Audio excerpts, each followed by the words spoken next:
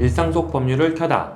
오앤법률사무소가 운영하는 유튜브 법률 ON의 백서준 대표 변호사. 양동규 대표 변호사입니다. 피디님, 오늘은 주제가 뭔가요? 오늘은 이혼 관련해서 세 가지 사례를 제가 가지고 왔는데요.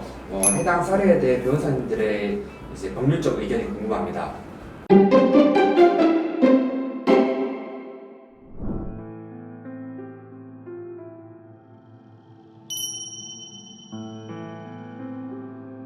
안녕하세요, 변호사님. 저는 2016년에 결혼해 이제 결혼 9년 차에 접어든 맞벌이 가정의 아내 A입니다.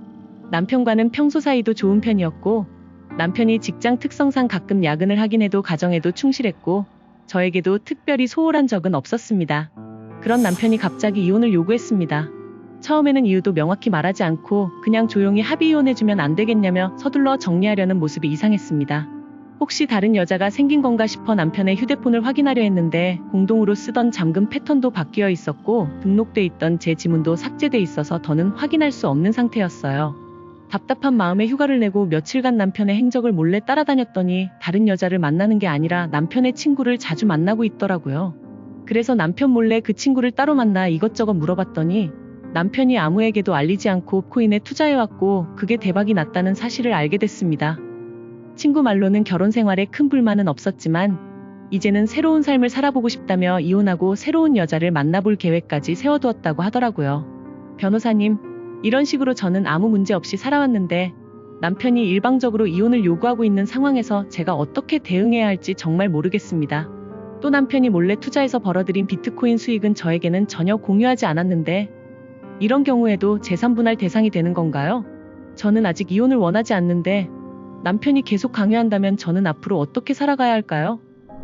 네, 사례 들어보니까 좀 아내분이 좀 안타까운 사정이 있는 것 같고 이혼도 굉장히 싫어하시는 것 같긴 한데 유 대표님 좀 이런 거 어떻게 될까요? 이 사례에서 아내분이 만약 이혼을 원치 않는다고 하면은 남편분이 아무리 이혼을 요구한다고 하더라도 법원에서는 이혼 결정을 내리지 않을 겁니다. 기본적으로 이혼이 되려면요, 어느 한 당사자가 혼인 관계의 파탄에 있어 어느 정도 책임이 있어야 되는데 지금 보내주신 그 사연에 보면은 아내분은 혼인 파탄에 어떠한 책임도 없어요. 남편이 그냥 비트코인 수익 때문에 이혼을 요구하고 있는 건데 아내분에게 어떠한 잘못도 없다면 법원에서는 이혼 결정을 내리지 않습니다. 따라서 이혼을 원치 않으신다라고 하면은 이혼 기각을 주장하시면 됩니다. 그리고 만약에 이혼을 하게 된다라고 했을 때 이거는 당연히 재산분할 대상에 포함됩니다. 아내는 비트코인 전혀 모르고 비트코인에 아는 것도 없어, 이건 오로지 내가 공부해서 수익을 낸 거예요 라고 해도 혼인 중에 형성한 재산이기 때문에 재산분할 대상이 되고요. 아내분은 그 수익 부분에 대해서도 기여도를 주장해서 상당 부분 수익금을 재산분할 명목의 돈으로 가져올 수 있습니다.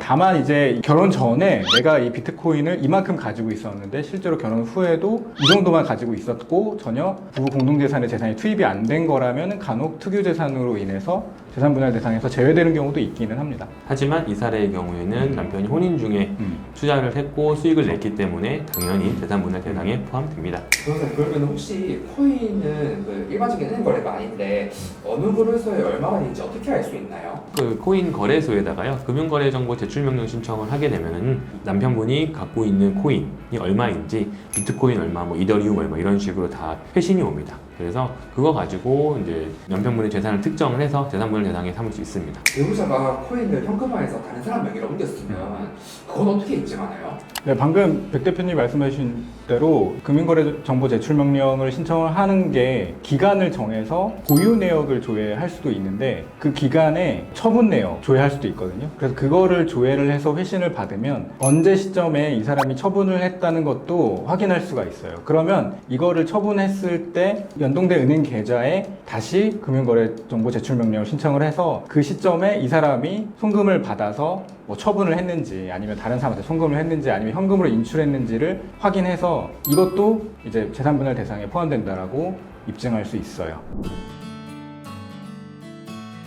아내분은 절대 이혼하지 마시기 바랍니다. 지금 남편분이 주장하고 있는 이혼 사유로는 절대 법원에서 이혼을 허락해주지 않아요. 그래서 이혼하지 말고 가정을 지키시길 바라고, 만약에 이혼한다라고 하면 남편 명의 코인, 주식 등등 다 털어가지고 최대한만 재산분할을 가져오고 위자료도 받아내야겠죠. 네, 정리하면은 코인이나 가상재산 전부 다 재산분할 대상이 된다. 그리고 만약에 남편분이 이거를 숨기고 싶다, 특유재산을 주장하고 싶다, 혹은 아내분이 이거에 대한 걸 찾아내고 싶다, 저희 오엠법률사무소에 연락을 주시면 됩니다. 그럼 오늘 사례는 이제 여기까지고요. 혹시 더 궁금하신 내용이 있으시다면 댓글로 남겨주시거나 상담을 원하시면 저희 사무소로 편하게 연락을 주시면 상담을 도와드리도록 하겠습니다. 네, 첫 번째 사례 이야기 들어봤고 두 번째 사례 다음 편에서 이야기 듣고 나눠보겠습니다.